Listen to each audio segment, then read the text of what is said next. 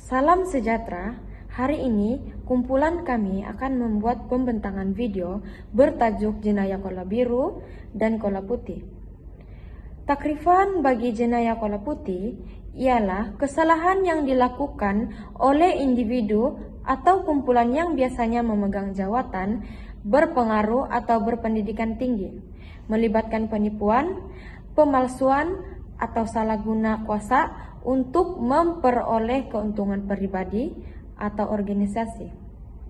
Jenayah ini juga tidak melibatkan kekerasan fisikal, tetapi memberi kesan besar kepada keuangan, ekonomi, dan kepercayaan masyarakat.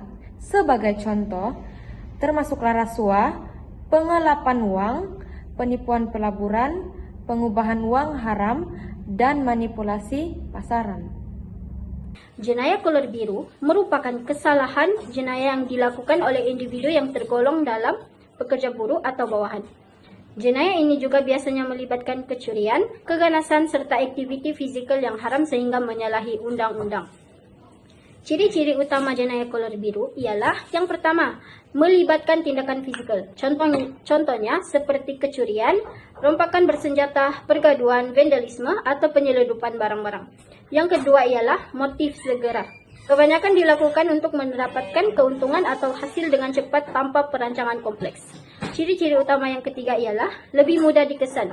Disebabkan jenayah ini meninggalkan kesan atau bukti fisikal seperti saksi, rekaman CCTV, atau kerusakan harta benda. Yang keempat pula ialah dilakukan secara individu atau kumpulan kecil.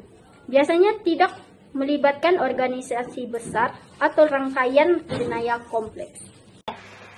Apa beza antara jenayah kolor putih dan jenayah kolor biru?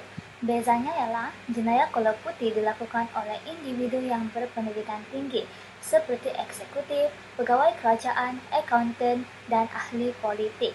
Ini tidak melibatkan kekerasan fisikal, tapi menggunakan tipu daya, memanipulasikan sistem dan kedudukan kuasa. Contohnya, rasuah, penipuan pelaburan, dan pengubahan uang haram.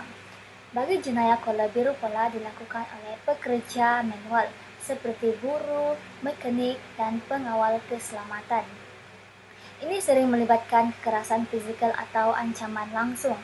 Contohnya, rompakan bersenjata, kecurian, dan pergaduhan. Oke, masuk dalam impak jenayah kolor putih dan kolor biru.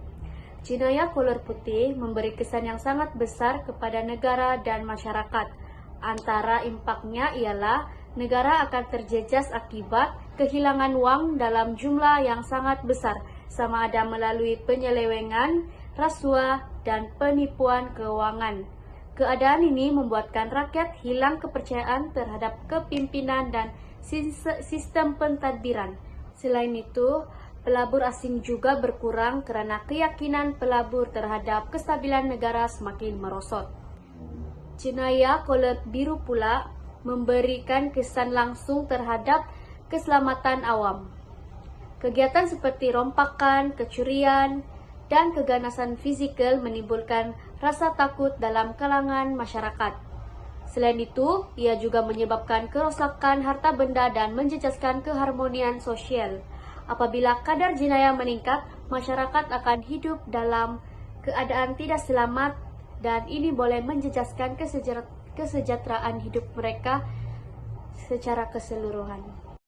Contoh jenayah kolor putih di Malaysia, antara kes jenayah kolor putih yang pernah menggemparkan negara ialah skandal 1MDB pada tahun 2015, melibatkan penyelewengan sebanyak 42 bilion ringgit.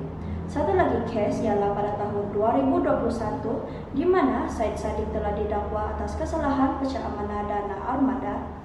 Kedua-dua kes ini melibatkan individu berprofil tinggi dan menunjukkan bagaimana jenayah kolor putih boleh memberi kesan besar kepada ekonomi dan kepercayaan rakyat.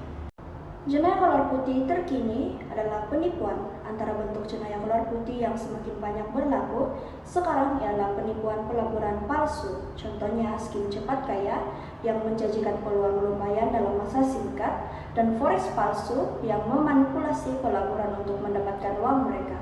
Jenayah ini sering memanfaatkan kepercayaan orang ramai, terutama mereka yang kurang arif tentang pelaburan. Masuk kepada kenal pasti profil penipuan, biasanya terdiri daripada golongan berpendidikan tinggi dan berkemahiran profesional.